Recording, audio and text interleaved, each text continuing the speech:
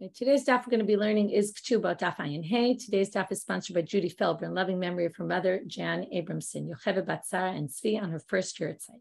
Women playing a significant role in Judaism was always important to her.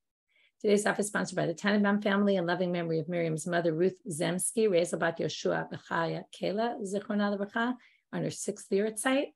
Her example of Avodat Hashem continues to inspire us in the days leading up to the Yamim Noraim and throughout the year. Yehi Zichra Baruch.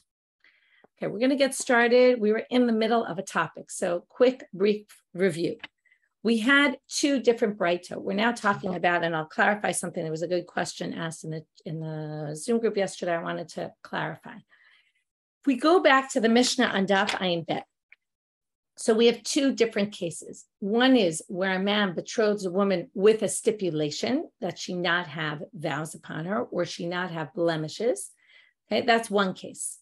And it could be the reverse also. We're going to see a case today where she also has, or either he stipulates about himself, you'll be betrothed under the condition that I have no vows upon me or I have no blemishes, or theoretically she could make some sort of stipulation. Okay, since he's generally the one doing the kiddushin, right? You can imagine a conversation. She'll say, listen, I'm a little worried. And he'll say, don't worry, I'll betroth you under the condition that I have no vows on me. So it could be either way. We're going to see that today. In any case, so that was an answer to one of the questions asked. And the second is there's a distinction between a man who specifies this, and that was the first case in the Mishnah, if he betroths her with this stipulation that she has no nidarim, and it turns out she does, she made all these vows, then anima kudesha, right? This is what you call mekach ta'ut. Okay, we're going to distinguish that between the next case. Mekach ta'ut means it was faulty from the beginning, the condition was never fulfilled, it means there was no kiddushin. That's different from a case where he doesn't stipulate. Now, there's an assumption that having blemishes or having vows on you is a bad thing in general. But if the husband didn't say anything about it, he can't claim mekach ta'ud, it was a mistake. But knasa stam, okay, that's the way, again, it was one of the readings of the Mishnah, the simple reading. If he marries her without making any sort of stipulation, and then it turns out she had vows, well, he can't claim mekach ta'ut, but he can claim, okay, well, distinguish between a mistaken purchase where the whole thing was based on faulty premise, right? Which is basically, he made a condition, the condition never happened. Distinguish between that case and what you might call a breach of contract, okay? It's not exactly a breach of contract, but the ketubah is, right, there's two different things. One is the kiddushin, which makes the betrothal happen. The other is the ketubah, which is a commitment that he says, I will give you money because we've been married and I committed to you at the marriage.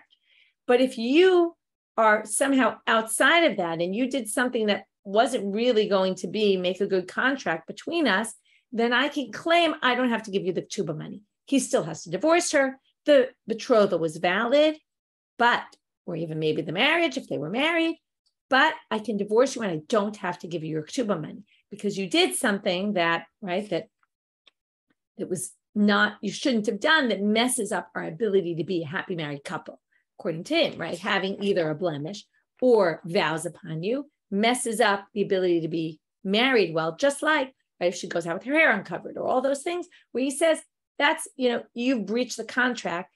And again, it doesn't mean we were never married to begin with. It means I can divorce you without giving you the ketubah. So that's the difference between if he stipulated it or didn't stipulate it. So both, she's somewhat considered at fault, but in a very different way, okay? Again, it's also not always necessarily she's at fault. It's just he says, I can't be married to a woman who has vows on her, okay?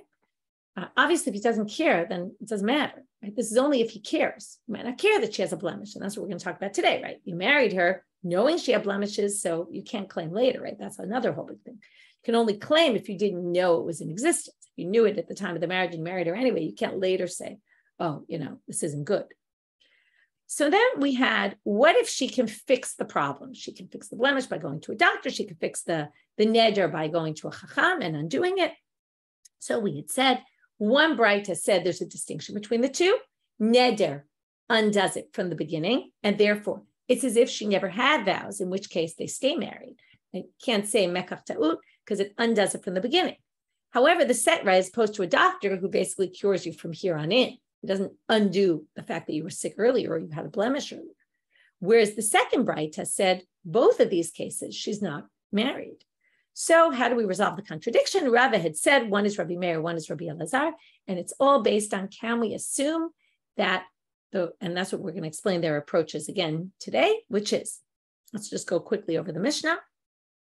If a man, I'm not going to read it inside, if a man marries a woman and then divorces her because she had vows on her, or because he claimed there were rumors that she was sleeping around, then he can't remarry her. And we said there were one of two reasons, either because of a knas, we're going to penalize the woman, okay? And that was Rabbi Yehuda. And basically Rabbi Yehuda says, we're only going to penalize her if it's a neder shiadu bo rabim. If it's a neder that was very common, that was public, as opposed to neder shelo yadu bo rabim. If it wasn't so public, then we're not going to penalize her. Rabbi Meir says, and Rabbi Elazar are both under the approach that it's really against him. And the idea is we don't want to have a situation where he says, oh, had I realized you could have undone this neder, or had I realized that, this, then I would never, had I realized the rumors were false, I never would have divorced you.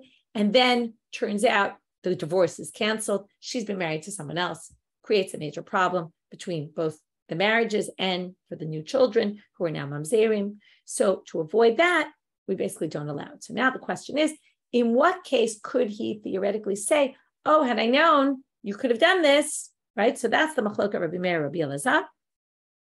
Rabbi Meir says it's only if it needs a chakirat chacham, meaning if he could have done it himself, so there would be no issue. It's only if it needs to go to a chacham, and then he could say, oh, if you later undo it with a chacham, he could say, oh, I never would have divorced you.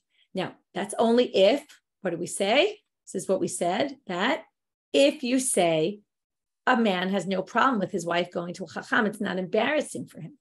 But Rabbi Elazar says, no, it's true if it needs chakirat chacham also. But that's only because of the other case, which is if it doesn't need a chacham. Only if he could undo her vow, could they later come and said, oh, what I realized I could have undone your vow, because a husband can undo his wife's vows. Then I never would have divorced you. I didn't realize. Why isn't it the chakirat chacham? Because, according to Rabbi Elazar, a person would never want his wife to go to the court and humiliate herself. So for him to undo her vow, that yes, but he wouldn't want her to go to court. And that's basically the distinction that we set up to understand the two braitot. So let's read inside now, starting from the bottom of Ayin Dalet Amud Bet. My Tamid Rabbi Yehuda, what's his reason for saying, again, it's all about a neder, she'yadu bo rabim. Dichtiv, how do we know that there's a distinction between those types of vows? That they can't, in other words, the point is also a neder that you do in front of a lot of people can't be undone. Okay, so therefore it's a much more serious vow. And therefore we want to penalize her for that. This is about the Givonim. If you remember the Givonim in Sefer Yoshua, they dress up. They're locals. They're one of the 7 nations that we're supposed to destroy. They don't want to be destroyed. They dress up as if they came from far. They bring moldy food and they make it look like they're from very far. They make a brit with the Jewish people and we swear to them, okay, so swearing not a neder, but we're going to compare basically swearing and a vow. And basically they already swore the Nisi'ei Ha'edah, the heads of the community, which obviously means it was a public swearing, and they couldn't renege on what they had done. So now they say the kama rabim, what's considered a lot of people when we say neder she'yadu bo rabim, how much is rabim? So we're going to have a machloket, classic machloket. Rav Nachman bar Yitzchak amar shlosha, and the other opinion is going to say 10. Is it 3 people? Is it 10 people? Why do I say classic machloket? Because we have all sorts of things that require 3, like a zimun, and then we have kaddish, where it requires 10, right? So these are numbers that come into play in terms of lots of people. So where do we get rabim is shlosha? This is from a totally different context. Context of a zava. A zava is a woman who bleeds. There's zava ketana, which is 1 or 2 days. And if she bleeds yamim rabim, which they learn is 3. The word rabim comes to say 3. And that's why when they say a neder in rabim is 3 learned out from the zava. Yamim shnayim, because once it says yamim, it already means 2. That's plural. Rabim is shlosha, but right, because it says yamim rabim, it must be something more than yamim. Yamim is already 2. So rabim is shlosha. Rabbi Yitzchak amar asara, because edakti, he has a bit of a more stronger opinion, because the rabim just has to do with some other place in the Torah where the word rabim appears. But here we want to go back to the Givonim. What does it say there? It was done in an edah. An edah, this is where we learn about minyan being 10, because edah not going to get into all the proofs, but Edah is one of the words they use to show Edah is 10. That comes from the Meraglim, the spies. Okay. That was Rabbi Yehuda, who really wasn't germane to our discussion at all. Rabbi Meir, Kol neder shetzarich hakirat chacham lo yachzir. Rabbi Elazar lo asru tzarich el mipnei she'eino tzarich. So now he's just quoting them. What's the root of the machloket? And this we already know.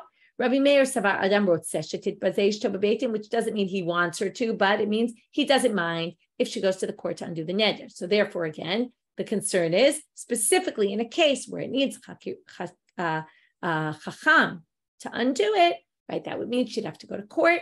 Well, that's fine with him. He wouldn't mind that, which means that later he could claim, oh, had I known, I never would have divorced you. Rabbi Elazar savar ein adam rotzeh shetitbazei ishto bebeitim, which means that's really not an issue, that case. Now, in the end, he agrees that in that case also, we're going to not allow him, but only because of the other case. Because of a case where he could have undone it, that's the case we're worried about. We're not worried about the case where she could have undone it in a court because he wouldn't want that to happen. So he could never say, had I known, because he wouldn't have wanted that anyway. Now then, once we say, if it doesn't need a chakirat chacham, we won't let you. Well, then we just say all cases, we're not going to let you. That's just a classic gzeira. We're going to forbid this one because of that one. But it's really, the main one is when she doesn't go to court, because if she went to court, he wouldn't want that as her husband. And therefore, that fits in perfectly to answer the contradiction. Again, contradiction being, there's one case where it said if she went to a chacham and undid it, that would mean she never had a neder in the first place and they're married. That would have to be Rabbi Meir, who would have no problem with her going to undo it. And then we have one that says, no. It's no different than the doctor case because, not because of the same reason, but because no husband would want their wife to go to court to undo the neder. So therefore, when he said on the condition that you don't have vows, even if you can undo them later. I don't want vows at all. I don't want you going to any court. So one braita is Rabbi Meir, one braita is Rabbi Elazar. Now Rava is going to bring a different explanation. Rava Amar, hacha b'isha chashuva askinan, and that's going to lead to a whole, we have two, I would say, difficult sugyas today, not difficult in terms of the understanding them, difficult in terms of conceptual, like the fact that the Gemara is saying these things. I'll just prepare you a little bit. So, Rava says, we're talking about a woman from a prominent family. Isha chashuva in this context doesn't mean that she herself is important. It means she's important because she comes from an important family. And you'll see in a minute why the family is what's important. So now, what's the difference between Isha chashuva and Isha lo chashuva? De'amar lo nichali de'itaser b'krovotem. He basically says, I don't mind, right? He says, I don't want to be forbidden to her relatives. Okay? What does that mean? That means what he's saying, when he makes the condition in the beginning, okay, he stipulates that I'm betrothing you under the condition that you don't have any vows. What he's basically saying is, he can claim, what I meant is, right, I don't want you to have had any vows. And I'm concerned that if you took vows now, and even if you undo them, maybe you'll take vows in the future. Now, if you take vows in the future, what will happen? Now, in this case, he doesn't want, right? He basically says, one second. So what happens is like this. In the end, she doesn't really have vows because she undid it with chacham. But he says, you might take vows down the road. Now, down the road, in other words, the one that was under the condition of the marriage was that you didn't have vows to begin with. So those vows, she's undone with the chacham. That's fine. But he's concerned that maybe if you took vows then, you might take vows in the future. And then I might have to divorce you because I don't want to be married to a woman who takes vows. Now, once I divorce you, what's going to happen? When I divorce you, I'll be forbidden to all your relatives. Now, you come from a prominent family. I don't want to forbid myself to your relatives. Remember in Yevamot, we learned about, if you learn Yevamot, all these people who are relatives of the woman that he can't marry, just like she can't marry relatives of the husband either. But the point is here, we're focusing on him. He doesn't want to get into a situation where he feels like he has to divorce his wife because she's taken all these vows. And now, not only is he divorced from her, he can't marry any of her relatives. And that takes away, let's say they're a big prominent family in the community. It reduces the amount of good prospects he has to marry. So therefore what? It's a bit of a jump. Therefore, when he made this stipulation from the beginning, even if she undoes them, and remember, the first braita said she undoes them and as if they were never there. Well, in the case of an isha chashuva, we're going to go with the second braita. Second braita is an isha chashuva, which is if she's a prominent woman, he starts looking toward the future. What he meant when he said, no, you have no vows, really means you have no vows on you now. And even if you undo them, if you have vows now, that's going to show you my vow later. And I'm going to get into a situation where I might end up divorcing you and being forbidden to your relatives. And I definitely don't want that. So if I find out you have vows, even if you undo them, the marriage is off. It never happened in the first place. Now, if the marriage never happened in the first place, we annul the marriage, basically. It was, as we say, a mekach ta'ut, then it's permitted to all her relatives. So that will only be if she's an important woman. If she comes from some unimportant family, right? Who decides? That's a good question. But assuming we know the distinctions, she comes from an unimportant family, then he's not worried about being forbidden to her relatives, so he'll stay married to her, right? When his condition didn't mean that. His condition meant that you don't have vows on you. She undoes them later, and which retroactively undid them from the beginning. The marriage will be a good marriage. And that's how Rabbi resolves the contradiction. To which the Gemara says, but wait a minute. If you're going to say that braita is talking about an isha chashuva, what about the second part of that braita, which is flips the case? I told you we get to a case where the vows are against, it's about him vowing. Ihachi seifa dekatani. Again, we're on the second braita here, which said very clearly, right, that either which way, right, doesn't matter. Chacham v'tira, rofei v'ripa, she's not mekudeshet. And we said that's because she's a prominent woman. Well, the next line is, and then we're going to assume if she's a prominent woman, and this is the reverse case, he's going to be a prominent man. Okay, so now, what does it say about him? Let's say the condition was about him. Okay, whether she stipulated or he stipulated and said, I'm betrothing you, I'm promising you, right, that I do not have any vows on me. And then it turned out he did. In that case, they're betrothed. If he got rid of it, even a doctor he got rid of.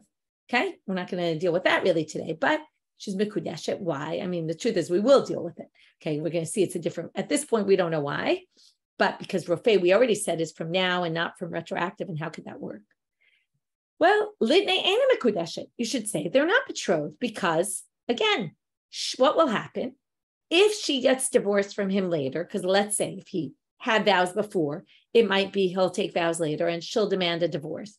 And if she demands a divorce and he gives her the divorce, now she can't marry his relatives. She doesn't want to get into that situation. So why wouldn't you say the condition she stipulated from the beginning was any vows, even if he gets them undone?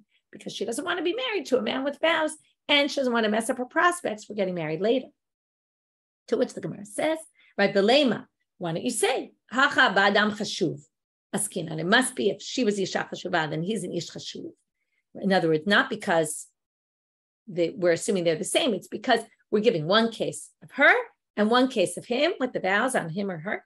Therefore, if we already said the first case is she's an isha chashuva, it must be the next case must be he's an ish chashuv, and yet they still stay married. So why is this?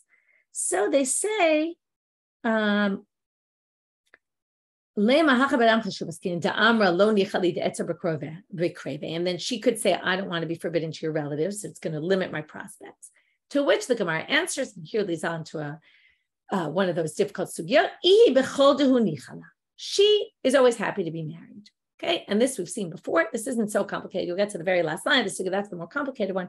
We've seen this exact sugya in Yavama. Kid Rish Lakish, as Rish Lakish says, and it's starting from here, not the earlier part.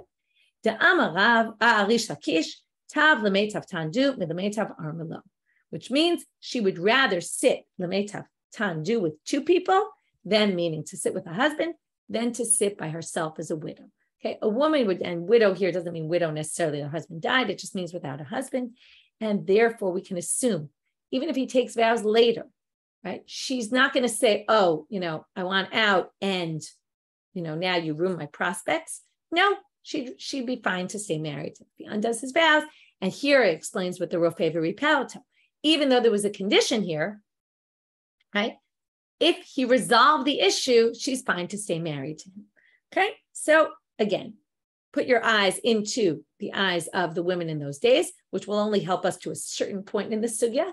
But right now, it will help us because we basically are going to say women in those days preferred the financial stability of being married to someone, And they're going to talk here about the status symbol of being married.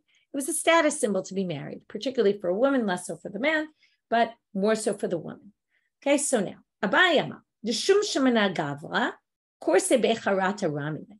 Even if he's small as an ant, she still puts her chair among the free women in society. In other words, it puts her in a certain status, even if her husband's a lowly ant. Okay.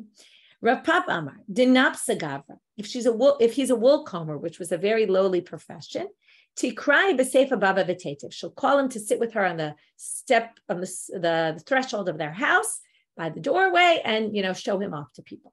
Like, I'm married, look. Rav Ashi Amar, the Kalsa Gavra Lo Bait Lafche Lekeda. Okay, if different explanations what klasa is, some people say he has a low status, some people say there's a concern that maybe he has a problem with his yichus, his lineage. Still, lo bait lafche the kiddush, she doesn't even demand lentils for her pot for him. We already learned lentils was this lowly food. Remember, it killed this guy the other day. He wasn't used to eating only lentils. Anyway, the point is, she doesn't even demand anything from him. She's just happy to be married. Okay, if the sugya ended here, we can handle it somewhat, right, by understanding. Women prefer to be married because, right, it's the way things went in those days, even if he doesn't have a good profession, even if he doesn't have a good living, but it's enough of something. She has somewhat financial stability. It gives her status among other women. It makes her feel like she's in with other people. Okay. However, this last line is very difficult. They quote a braita that says, I'm sure you'll probably remember this if you learn Yevamot, hard to forget this. V'kulan mizanot v'tolot b'balehen. The reason why the braita here, it's a braita, it's an opinion, and I think it's, at this point, I think you might say maybe that did apply to the majority of women. This definitely does not apply to the majority of women, but they are saying there might be a small group of women that you use this as an ability to hide their prostitution. In other words, they sleep around, they get pregnant, and it's good for them to have a husband because they can claim that the child belongs to the husband. And then they can sleep around, right? And then at least it provides them this freedom that people aren't claiming, oh, you're sleeping around. They don't know. And they end up with, they hide it with their husband.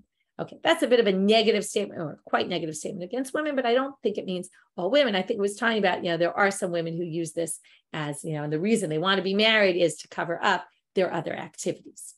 Okay, so that's part one of the complicated part. Wait till we get to the next sugya. We'll get to the blemishes in the women, and we'll get to another quite sugya that we just kind of have to get through and move on. Okay, komumim shepuslim tan. So now we get to, if you remember the Mishna, it said all the mumim that are, how do we know what's a blemish that he could claim? Again, depending on the situation, if he betrothed her under the condition that she not have a blemish, and turned out she did, or he betroths her without any sort of condition, marries her, and then says, oh, you have this blemish, I didn't know you had, and then tries to divorce her based on that without giving her the ketubot money. So what kind of blemish? It's all the blemishes that are listed by the kohanim, which you can go learn there, the whole list of blemishes in Masechet Bechorot, which are actually starts off with the animals and with blemishes by animals of a bechor, and from there they learn to the kohanim, and from there we can learn to the women.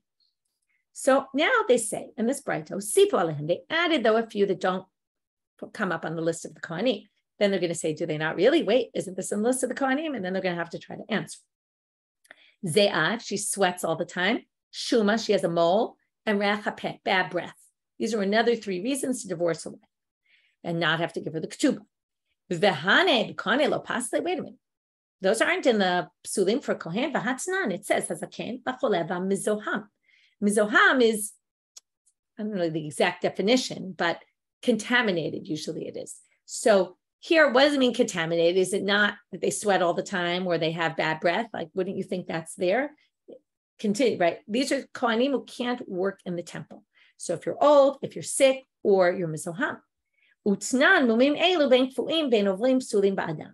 And it says in the Mishna there in Bechorot that these mumim, whether they're kavua, whether they're set, or whether they pass, they're also, they're psulim for kohanim as well. So Amar Rabbi Yossi b'Rabbi Chanina, lo kashya. You could have a bad odor that comes and goes in your body. So if it comes and goes, then that you could say the Kohen, if it comes and goes, so he makes sure to go into the temple when he's not in a stage of having a bad sweat or or a bad breath. But if it never passes, then even the kohanim, it's a psul. For the woman, if it comes and goes, it's not like there's sometimes she's with her husband, sometimes she's not. She's theoretically almost always with her husband, obviously not during the day, but in evenings, right, when he's not working, or basically whenever they're together, right, it could be, you can't say, oh, I'm going into the temple right now, my few weeks a year or my few moments or whatever it is, and then walk out. I'm not going to walk out of your house. So basically that's the distinction. Rav Ashi Amal, you're talking about two different things. He gives a different answer. Hatam gabe kohanim efshar la'abra b'kiwa dechama.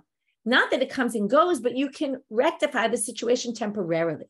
You can put on you can pass it by using vinegar. That can take off the sweating. And the body odor. And the bad breath. You could put pepper in your mouth. These were what they used to use for mouth fresheners. Put it in your mouth. And then you could go do the avoda. That would last you for whatever time you needed.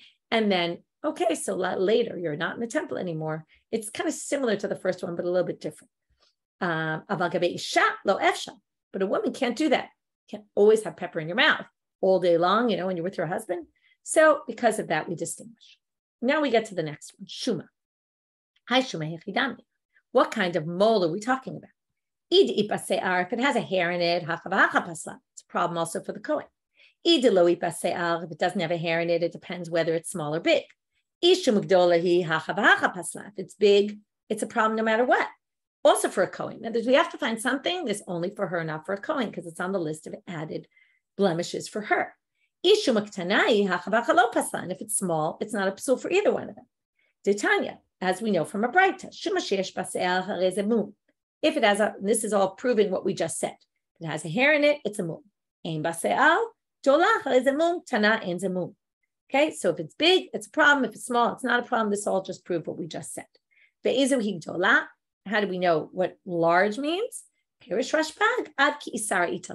a size of a coin. That's how you knew. So Amar Rabbi Yossi Rabbi Chanina, how do we resolve it? It's on her forehead. That's the issue here.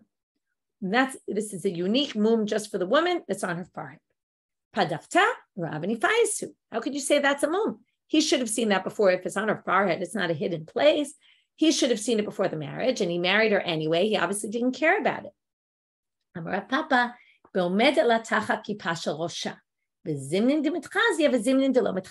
about her forehead? Sometimes her head covering covers it. Sometimes it doesn't. So it could be he might not have seen it. And that's why we're talking specifically, this is a mum by a woman that he might not have seen before the marriage.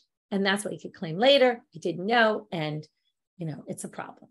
But yet that wouldn't be a problem by a kohen, this kind of mum. Another thing about mumim, Amar Rav Chisda, Ha Milta Migava Rabbi Shmuel. I heard the following from an important person, Umanu, who is this prominent person, Rav Shila. Nishacha Kelev, maybe this is why they hate dogs. If a dog bit you, and it became a scab, and she got a really bad scab from a dog bite. So harez and mum, that would be a blemish. Amar Rav Chisda, Kol Avebi Ishav. She has a very masculine voice. I didn't say scar. What did I say? But I said scar. Okay, became a scar. Scarred. Amar Rav Chisda, Kol Avebi Ishav harez and mum. She has a very deep voice. He could claim that's a mum. Shneimar ki kolech harev umarech naveh. You have to ask. I don't know why the Gemara doesn't ask this, but why didn't he know that before? Right? Didn't we speak to her? So I don't know the answer to that. Probably the commentaries ask it. I didn't think to look before. Rashi says something. No, I don't see it. Okay. Tani Rabbi Natan Bira. This is where we get into the complicated territory of today's daf. I find it hard to teach this, but have no choice. So we're going to go. Tana Rabbanit Bira, Bain Dadei Isha Tefach, between the two breasts of a woman is okay. We don't even know what this means yet. Is a tefach. A tefach is a hand's breadth. So, for what purpose is he saying this? Why they were talking about this, I don't know. But Rav Acha, the son of Rava, thought and said before Rav Ashi that they must be talking about it looks nice when there's a tefach between a woman's breasts. Why they would be having this conversation, I cannot answer that question. Amarle Rav Ashi, Gabe Mumim Tanya. He said, no. It's a blemish. You totally misunderstood.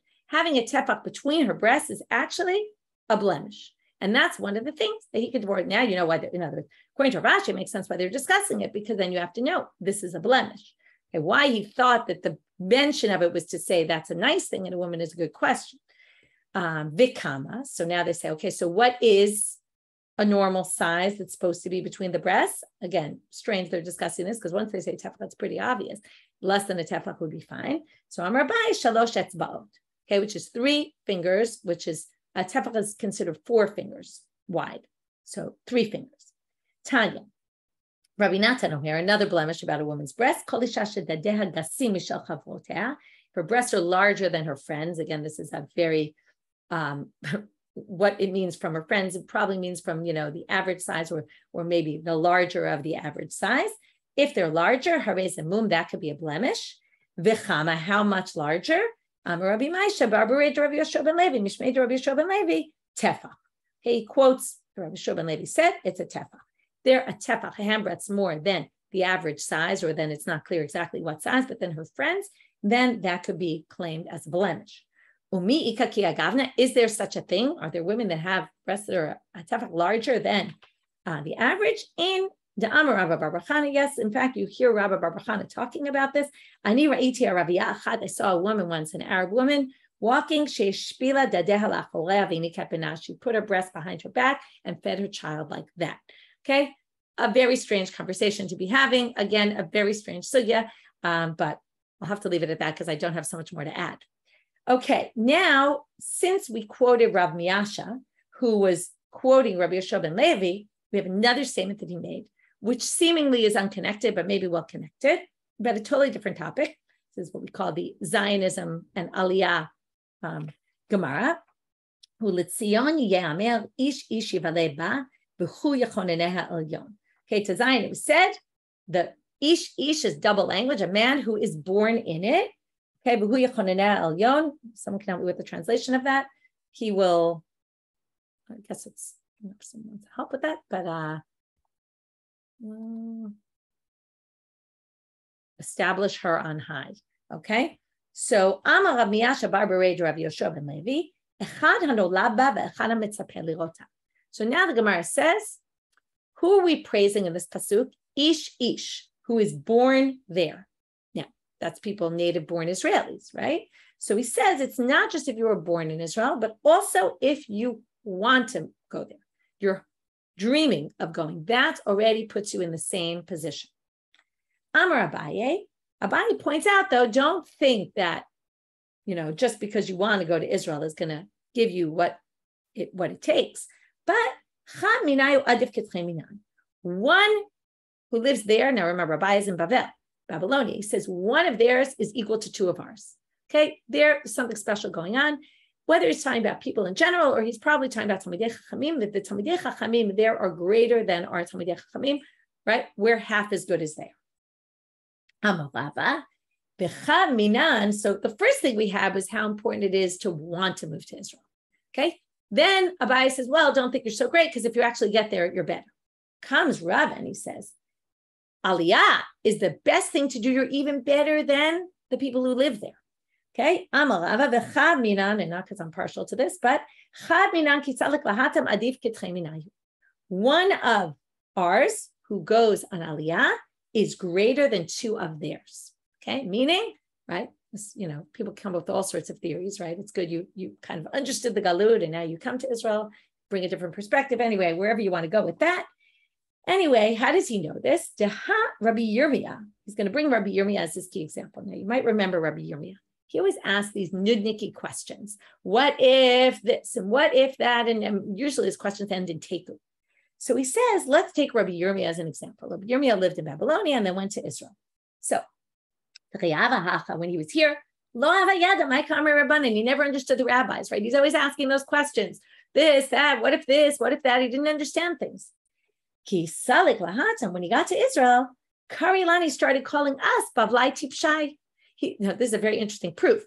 Because he was insulting us, okay, and calling us you stupid Babylonians, he obviously became very smart and was looking down on the Babylonians. And you see who looked down on the Babylonians the most? He who had made Aliyah. not the rabbis from Israel, because they weren't as smart as him. He became so smart that he looked down on us. So that must prove, in a weird kind of way, that he's smarter than he's equal to two rabbis there. Okay, and everyone's about half his brilliance. It's a very strange proof. What I wanted to think about, who else? Thank you, Ruth. I see you're pointing out the only other rabbi to use this phrase was Rabbi Zera, who also made Aliyah from Babylonia. That's a nice point. Anyway, what's interesting, you could come up with all sorts of other reasons why they were the ones who said Bablai Tipshai, right? They knew the Babylonians, they experienced Aliyah, they knew it could have been done, and they were looking down on the ones who hadn't, maybe. Anyway, what's interesting about this is, again, it's pointing out mumim in people, right? Bablai Tipshai, and I was thinking it has something to do with it in terms of, kind of pointing out weaknesses in other people, or maybe coming towards strengths. I don't know, something to think about there. Okay, we don't have a lot of time, so we're going to move on. Hayuba mumim, Mishna, new Mishna. Now we talk about what if, now here we get to sugya that's very similar, and we're going to compare it to the beginning of our Masechet, where we had a man who married a woman, and he said, oh, I thought you were a virgin, you're not a virgin, and basically he claims you must not have been a virgin, right? But there's a whole debate. Was she a virgin? She not a virgin from the beginning, and did she lie to him when they got betrothed? Or did it happen later, once he had already acquired her through the Kiddushin, which means that once that happens, she's already his, and as we call it, nistaprasadeu, your field got ruined, which was an unpleasant way of saying, look, I'm sorry, but I was raped, and there's nothing I could do about it. I'm not a virgin, but it happened on your watch. I was already belonging to you at that point. It wasn't like you could claim it was a mekach ta'ut from the beginning, because I was a virgin at the time. And then the question is, who has to bring the proof? Remember, there was a machlok at Rabbi Yeshua, Rabban Gamliel. Rabbi Yeshua says, we don't believe her. And Rabban Gamliel says, we don't believe him, because she's got a chezkat betulim, right? We assume she was a virgin until proven otherwise, right? And Rabbi Yeshua basically says, but there's mammon at stake here. He's now got to pay a ketubah, and you can't make him pay money if she can't prove. And if she can't prove it, that's her fault. So we had all these discussions. We're going to have similar ones here as well. So if she has mumim and she's odad bebeit avia, so now it turns out she has a mum. Okay. Now the question is, she's still in her father's house here. She's still in her father's house. Who is the burden of proof lie upon?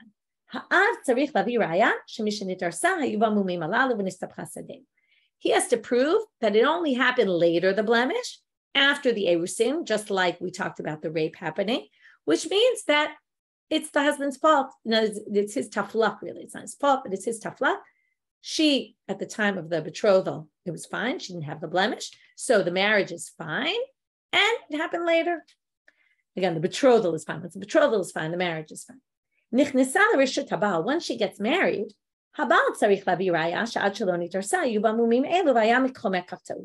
once she's already in his house and then he finds a blemish, he has to go back and prove that it happened from before she was betrothed. Okay, there's basically three stages. There's before betrothal in the father's house, after betrothal in the father's house before the marriage, and after marriage. So if it's in the first two stages, right, if it happens in stage 2, after she's betrothed, the burden of proof is on the father. And then if the father can't prove it, then the husband gets to say mekach ta'ut. If it happens when she's in the husband's house, he has to go back and prove that from the very beginning, before the betrothal, she had the moment. If he can't prove that, then basically he has no case. And he basically has to stay married to her or divorce her and give her the ketubah money. So that's divrei Rabbi Meir. Chachamim omrim, b'amed dvarim omrim. Now, what's interesting about this is that the rabbis are going to try to limit this whole thing about mumim. When is this? B'mumim shebeseiter. We're only talking about hidden mumim. Because mumim shebegalo eino echol litom. He can't start claiming, if it was a totally noticeable blemish, and all of a sudden when they're married, start claiming, oh, this bothers me. He knew it from the beginning. Even after the betrothal, he knew it. He saw it before he got betrothed to her. And not only that, im yesh merchatz bo tahir, we saw this already, if there's a bathhouse, he makes sure before the wedding that the relatives go and check her out in the Beit HaMerchatz, and therefore he basically has no claim. Okay, we're now on Amud Bet, starting with the Gemara. Tama, now we're going to have a big contradiction in this braita, and this is what we're going to have to deal with for today. Tama demaita avraya. According to the first part, it says the burden of proof is on the father. And the second part said the burden of proof is on the husband, which means that halomaita avlaya, if he doesn't bring a proof, who do we believe? The Baal, Habal Meheman. Mane Rabbi Yeshua, that matches Rabbi Yeshua in the beginning of our Masechah, who said, Damar lo mipia anu chayim, we don't trust her, right? He has the right to say anything because why? Because it's his ketubah, the ketubah money is in his hands. Anyone who wants to take the ketubah money away from him, right, say, I deserve my ketubah money, has to prove it. Okay, that's Rabbi Yeshua. A maseifa, right? And basically Rabbi Yeshua is saying, I don't care that she had a chazaka, that she was a virgin, or I don't care that she had a chazaka, she had no blemishes. Like same thing. Most people are born without blemishes. A blemish usually happens, something happens in life, like you get bitten by a dog or something. So therefore, we're going to assume, right? Yes, she has a chazaka, but he's got the money in his hands, and therefore the burden of proof lies on her side. But the second part, she goes into the husband's domain. Once she goes into his house, he has to bring proof, which sounds like only if he brings proof. What if he didn't bring proof? The father's believed. That matches Rabban Gamliel, who says we side with the woman. Chezkat betulim, right here, chezkat that she didn't have blemishes. We go with that. That's our default. So how do you reconcile that? To which Amar Rabbi Elazar, he says, I have no problem. Tavra, we've seen this before. Shvor etzeh means break it. Break this source. Misha shanazo lo shanazo. First part, Rabbi Yeshua. Second part, Rabban Gamliel. They're two separate opinions stuck together in one Mishna. It's fine. Happens sometimes. But Rava brings a different explanation. First, before Rava brings a different explanation, he makes a total side point about Rabbi Yeshua in general and his approach. So having nothing to do with this, and in fact, some of the commentators say this really belongs in the beginning of our Masechah when we started with Rabbi Yeshua and Rabban Gamliel. Strangely, it appears here. Amar Rava, lo tema Rabbi Yeshua lo Elazar batar chazaka klal. Don't say that he doesn't hold by chazaka at all. Remember, the chazaka is the woman was a virgin, or the chazaka in the other case was the woman was in our case, she didn't have blemishes. Not that he doesn't follow chazaka at all. Lo azil Rabbi Yeshua batar chazaka degufa. The only case he doesn't follow chazaka degufa is hechadika chazaka de mamona. Is because, is what I said up before. The mammon is in his hands. That's why there's chazaka of her. We assume she's a virgin, or we assume she doesn't have blemishes, pushing up against the chazaka of where the money is. We're going to leave the money in hands until we prove otherwise, even though we have a chazaka of the Rabbanit pulling the other way. But he will hold by this chezkat aguf that we can assume you're fine until proven otherwise when there's no money issue at stake pulling the other way. How do we know this? Titania. Now, when it comes to leprosy, there's this white leprous mark and there's a hair in it. Those two, the combination of the two makes you leprous, but only if in baheret kodem l'se'ar lavan tameh. First, you had the white leprous mark, then a white hair grew in it, then you're impure. Im se'ar lavan kodem labaheret tahol. First, you had the white hair, then the white leprous mark, you're pure. Safek, if you don't know which came first, you only see it with the hair and you don't know what happened first. Tameh. Tanakama rules, you're tameh. Rabbi Yeshua Omer kehe. He says kehe, which means it gets darker. So we don't know what that means. My kehe, amal abba, kehe tahol. He says we treat it as if it's a dark mark and it's pure. Basically, what does he say? Why? Because he follows the chezkat aguf. The chezkat aguf is you didn't have it before to begin with. So therefore, we're going to assume that we're going to rule that you're tahor here because there's no money issue pulling the other way. So it's not like it doesn't hold by chezkat aguf at all, just not in these cases because there's money on the other side that would have to leave hands, and we don't have money leave hands unless we have better proof than a chazak. So here comes Rabbi with his other explanation. Rav Amal, Reisha kanim tzu v'kan hayu, Seifanami kanim tzu v'kan hayu. He says, wherever you are, we assume that's where you got the blemish. So if you remember, in the father's house, there were two stages. There was before betrothal and after betrothal. So we say if he finds him after betrothal, but she's still in the father's house, we assume that it must have happened in the father's house even before the erusin. And that's why the burden of proof lies on the father. If he can't prove it, we go back and say she must have had it when she was betrothed. But when she's in her husband's house, we assume here he found it, it must have happened here. If it happened here, then the father's in the right, the girl is in the right because it must have happened during the marriage, which means until the husband proves otherwise, we assume he owes her the money of the ketubah. So that's Rava's theory. And that he explains differently, right? The contradiction between the Reisha Seifa, instead of having to say one is Rabbi Yeshua, one is Ben Gamliel, says these are different stages, to which Abai says, wait a minute. Those different stages don't work with the following source. And we'll start with this today, but we'll have to finish with it tomorrow because it goes into tomorrow's stuff. נכנסה לרשות הבעל צריך להביא ראיה, שעד שלא תתארס, היו במומים אלו, והיה מקחו מekach טעות. What does it say? She goes into the reshut of her husband. What does he need to prove? He needs to prove what? That before stage one, right? He has to prove that it was in stage one, before the erusin, that she had mumim. Now, sounds like he has to prove ad shelo titares. In misha titares lo. What if he proves? What if he has a proof that I saw it on her after the betrothal, but before she got married? Now, Amat. Now, according to this, it wouldn't work. But why? Lema kanim tzuva kanayu. What did Rava say? If we find the mum in the father's house, we assume it happened even at an earlier stage. So if the husband can prove that it was there from after the betrothal, but while she was still in the father's house, that already jumps us to, it must have been there even before, because kanim tzu kanayu, wherever it was found, we can assume it was there even earlier. So we shouldn't have to go back. If Rava's right, we shouldn't have to go back all the way to before the betrothal. It should be enough to prove once she's betrothed, because that would then further prove if it was there then, it must have been kanim tzu, it must have been kanhayu even earlier, right? In the father's house, even at an earlier stage. So Amarle, mishinit arsa, mishum deika lameimar, the real issue is he has to prove once she, right? If he said mishinit arsa, she has stuff working in her favor. If it had happened after the betrothal, mishum deika lameimar, she could say, chazaka ein adam shote bekos ve'elim kem botko. If he proves that she had it after the betrothal, the father could come and say, but look, you knew about it, right? You should have checked her out. Nobody drinks from a cup without looking inside to make sure there's no bugs in it. Just like you wouldn't marry a woman without checking she has no blemishes. And you must have seen and decided I'm going to do it anyway. To which the Gemara says, well, that doesn't make any sense. That claim would be a claim even if he said it was from before she was betrothed. If it was before she was betrothed, that proves the husband's point. But the chazaka goes against that because the husband should have seen it. That doesn't make any sense, right? Ella, so they, right? Ella, this is part of knocking out this answer we just gave. Amrinan chazaka ein adam mefayis b'mumim. Hachanami chazaka ein adam mefayis b'mumim.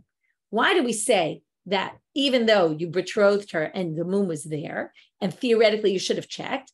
Because we assume people generally aren't okay with blemishes. There's an assumption. Nobody really wants to marry a woman with blemishes. So we have that. Operating against that, they're both kind of neutralized. And then we're back to square one, which is if he just proves erusin, that should be enough because once she was betrothed, because kanim tzu kanayu. So therefore they say, and I'll just finish with this, but we'll go back to it tomorrow. If it's nit arsa, she has two things to claim. Number one, we can assume she wasn't blemished from birth, so she can go by her chazaka raguf. She